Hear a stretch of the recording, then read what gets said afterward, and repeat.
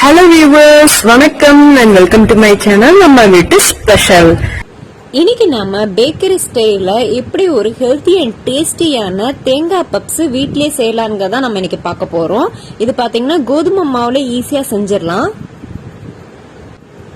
இந்த தேங்காய் பப்ஸ் செய்யறதுக்கு நமக்கு மைக்ரோவேவ் ஓவன் ஓடிஜி எதுவுமே தேவையில்லை, வீட்டுல இருக்க கடாயை வச்சே செஞ்சிடலாம். இப்ப வாங்க நம்ம வீட்டு ஸ்பெஷல் பேக்கரி ஸ்டைல் தேங்காய் பப்ஸ் எப்படி செய்யலாங்க பாத்திரலாம்.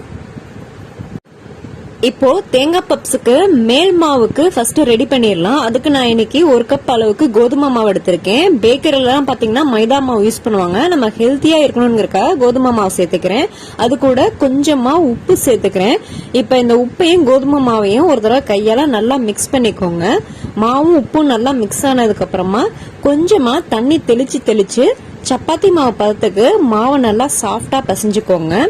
உங்களுக்கு கோதுமை மாவு இல்லனா மைதா மாவு எது வேணாலும் சேர்த்துக்கலாம். இப்ப மாவை நல்லா சாஃப்டா சப்பாத்தி மாவு பதத்துக்கு பிசைஞ்சிட்டேன். பாத்தீங்கன்னா இந்த நம்ம பிசைஞ்ச பாத்திரத்திலயும் ஒட்டக்கூடாது, கையிலயும் மாவு ஒட்டக்கூடாது, அந்த அளவுக்கு சாஃப்டா நல்லா பிசைஞ்சு எடுத்துக்கோங்க. இது பாத்தீங்கன்னா ஒரு 1/2 an hour ஆவது மினிமம் ஊறணும். இதுக்கு மேல கொஞ்சமா எண்ணெய் தடவி எண்ணெய் எல்லா மாவுலையும் படுற மாதிரி பூசிக்கோங்க. அப்பதான் மாவு வந்து ஊறும் போது மேல் சைடு எல்லாம் காயாம கருப்பா கலர் மாறாம இருக்கும். மினிமம் ஒரு 1/2 an hour ஆவது ஊறணும். அதுக்கு மேலே ஊறினாலும் ஒன்னும் தப்பு இல்லை. எப்படியா இருந்தாலும் நம்மளோட பப்ஸ் நல்லா சாஃப்டா தான் வரும். இப்ப மாவு ஊறுற கேப்ல நம்ம தேங்காய் பப்ஸுக்கு உள்ள வைக்கிற பூர்ணம் ரெடி பண்ணிடலாம். அதுக்கு ஒரு 4 டேபிள் ஸ்பூன் அளவுக்கு நெய் ஊத்தி இருக்கேன். நெய் நல்லா சூடானதுக்கு அப்புறம் 1 கப் அளவுக்கு துருவின தேங்காய் சேர்த்துக்கிறேன். தேங்காய் சேர்த்ததுக்கு அப்புறம் உடனே அடுப்பை வந்து லோ ஃபிளேமுக்கு மாத்திருங்க, இல்லைன்னா தேங்காய் கரிஞ்சு போயிரும். கண்டிப்பா நெய்யில தான் தேங்காய் துருவலை வதக்கணும். அப்பதான் நமக்கு பேக்கரியில கிடைக்கிற மாதிரி அதே வாசனையான டேஸ்டான தேங்காய் பப்ஸ் நமக்கு கிடைக்கும்.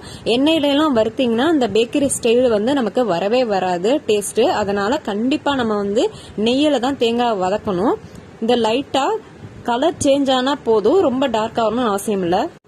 இப்போ தேங்காய் லைட்டா வாசம் வர வரைக்கும் நல்லா வறுத்தாச்சு. இது கூட 1/2 கப் அளவுக்கு சுகர் சேர்த்துக்கோங்க. சுகரோட அளவு வந்து உங்க டேஸ்ட்டுக்கு எவ்வளவு வேணுமோ அந்த அளவுக்கு கூட குறைச்சு சேர்த்துக்கோங்க. சுகர் பாத்தீங்கன்னா அந்த தேங்காய் துருளோட நல்லா மிக்ஸ் ஆகி கரைஞ்சு வர வரைக்கும் வதக்குனா போதும். ரொம்ப நேரம் வதக்கணும்னு அவசியம் இல்ல. ரொம்ப நேரம் வதக்கிட்டோம்னா தேங்காய் துருவுல இருந்து தேங்காய் எண்ணெய் வந்து வெளியில லைட்டா கசிஞ்சு வர ஆரம்பிச்சிடும். அப்புறம் பப்ஸோட டேஸ்டே மாறி போயிடும். அதனால சீனி கரையிற வரைக்கும் வதக்குனா போதும். இப்ப பாத்தீங்கன்னா நம்ம சேர்த்த அந்த சுகர்லாம் தேங்காயோட நல்லா மிக்ஸ் ஆகி இந்த மாதிரி நல்ல பூர்ணம் ரெடி ஆயிடுச்சு.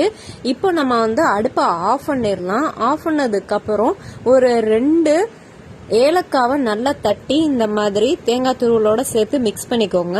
ஏலக்காய் பொடி இருந்தாலும் சேர்த்துக்கலாம். ஆனா தேங்காயோட ஃப்ரெஷ்ஷான ஏலக்காவை தட்டி சேர்த்து இந்த மாதிரி வதக்கும் போது அதோட பிளேவர் வந்து ரொம்ப சூப்பரா இருக்கும்.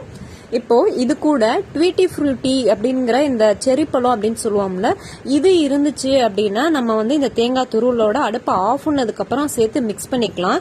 இது எப்படியே இந்த ட்வீட்டி ஃப்ரூட்டி எப்படி வந்து வீட்லயே ஹோம்மேடா ரெடி பண்ணலாம் அப்படிங்கிற வீடியோ நம்ம சேனலே நான் போஸ்ட் பண்ணியிருக்கேன். தேவைப்படுறவங்க செக் பண்ணி பார்த்துக்கோங்க. ட்வீட்டி ஃப்ரூட்டி உங்கள்கிட்ட இல்லை அப்படின்னா தேங்காய் துருவலே போதும், நம்மளோட தேங்காய் பப்ஸ் ரொம்ப டேஸ்டா இருக்கும். இது வந்து ஆப்ஷனல், அடிஷனல் ஒரு டேஸ்டுக்காக தான் சேர்க்கிறோம். இப்ப ட்வீட்டி ஃப்ரூட்டி சேர்த்ததுக்கு அப்புறம் ஒரு தடவை அந்த தேங்காய் துருவலோட நல்லா மிக்ஸ் பண்ணிக்கோங்க.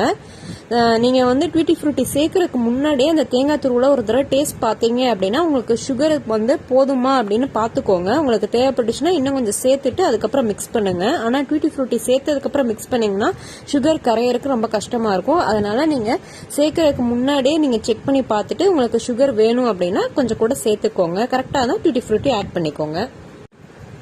அவ்வளவுதான், நம்ம தேங்காய் பப்ஸுக்குள்ள வைக்கிற அந்த தேங்காய் பூர்ணம் ரொம்ப சூப்பரா ரெடி ஆயிடுச்சு. இப்ப இத வேற பாத்திரத்துல வச்சிருங்க. இதே பாத்திரத்துல வச்சீங்கன்னா அந்த பாத்திர சூட்டுக்கு தேங்காயோட டேஸ்டும் கலரும் சேஞ்ச் ஆக வாய்ப்பு இருக்கு. அதனால வேற ஒரு பாத்திரத்துக்கு மாத்தி வச்சிருங்க. இப்ப பாத்தீங்கன்னா நான் ஊற வச்ச மாவு நல்லா 1 மணி நேரமா நல்லா ஊறி இருக்கு. ஆனா மினிமம் ஒரு 1/2 an hour மாவு ஊறினா போதும். பட் எவ்வளவு நேரம் மாவு ஊறுதோ அந்த அளவுக்கு பப்ஸ் நல்லா சாஃப்டா நமக்கு கிடைக்கும். நம்ம ரெடி பண்ணி வச்சிருந்த மாவுல இருந்து ஒரு மீடியம் சைஸ் பால் சைஸ் அளவுக்கு மாவை இந்த மாதிரி உருண்டையா உருட்டி நம்ம எப்பவுமே சப்பாத்திக்கு மாவு திரட்டுவோம்ல அந்த மாதிரி மாவை தொட்டு தொட்டு சப்பாத்தி கட்டையில வச்சு தேய்ச்சிக்கோங்க. இப்போ பப்ஸுக்கு தேவையான மாவை திரட்டியாச்சு. இப்ப பாத்தீங்கன்னா அது மினிமம் ஒரு 1/2 இன்ச் அளவுக்காவது தடிமனா இருக்கணும். அப்பதான் உள்ளுக்குள்ள பூர்ணம் வச்சு நம்ம மறுபடியும் மாவை தேய்க்கும் போது அந்த உள்ள வச்சிருக்க பூர்ணம் வெளியில வராம இருக்கும். நமக்கு எந்த அளவுக்கு சைஸ் பப்ஸ் தேவைப்படுதோ அந்த அளவுக்கு மாவை நீங்க சப்பாத்தி மாதிரி திரட்டிக்கோங்க. அதுக்கப்புறமா உள்ளுக்குள்ள தேவையான அளவுக்கு அந்த தேங்காய் பூர்ணத்தை உள்ள வச்சுக்கோங்க. தேங்காய் பூர்ணம் வச்சதுக்கு அப்புறம் சைட்ல இருந்து இந்த மாதிரி மாவை லைட்டா மடிச்சு ரொம்ப மெதுவா பொறுமையா செய்யுங்க. அப்பதான் அந்த பப்ஸோட ஷேப் நமக்கு ஒரே ஈவனா ரவுண்ட் ஷேப்ல கிடைக்கும். உள்ளுக்குள்ள வச்சிருக்க பூர்ணம் வெளியே வராத அளவுக்கு நல்லா இந்த மாதிரி மடிச்சு எக்ஸஸா இருக்கிற அந்த மேல் மாவை லைட்டா அது மேலே வச்சு பிரஸ் பண்ணிட்டு லைட்டா கையில ஒட்டுற மாதிரி மாவு இருந்துச்சுன்னா மாவை லைட்டா தூவி இந்த மாதிரி கையிலே பிரஸ் பண்ணுங்க. அப்போ உங்களுக்கு நல்லா சீல் ஆயிக்கும். வெளியில அந்த பூர்ணம் வெளியில எடுத்துட்டு வராது. இப்போ ஒரு தடவை லைட்டா மாவு கோதுமை மாவை லைட்டா அது மேல தூவி கையாலே லைட்டா அழுத்தி விடுங்க.